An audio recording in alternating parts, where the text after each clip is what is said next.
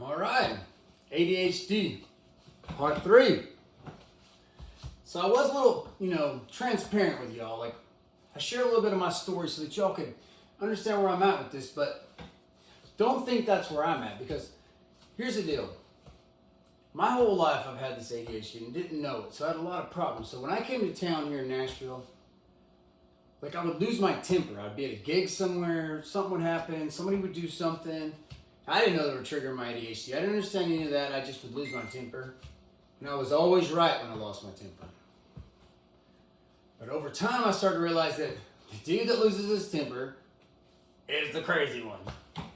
So I knew I had to do something. So I came up with a plan. Like, I call these basically they're kind of like rules I've made for myself. So if certain things happen, I do this, I do that, because that protects me from the things that are going to happen after that, right? So maybe I can't control losing my temper, but I can control if I leave, and then I won't lose my temper, right?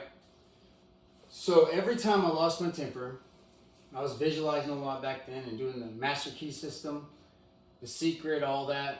But every time I lost my temper, the rule was I had to go home instantly, and I'd sit down and think about what I could have done to not lose my temper. Simple, that was my punishment. Once I thought about it, I'd instantly go to my room, close my eyes, and I would visualize myself handling that situation like that.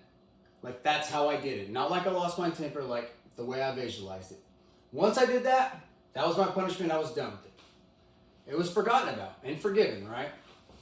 So in relationships, the way an ADHD person stops losing their temper and doing the things that are unacceptable to people that don't have ADHD, or even people that probably do, and saying mean things and all that, is once you do that, you go and think by yourself, how could I have stopped that from happening?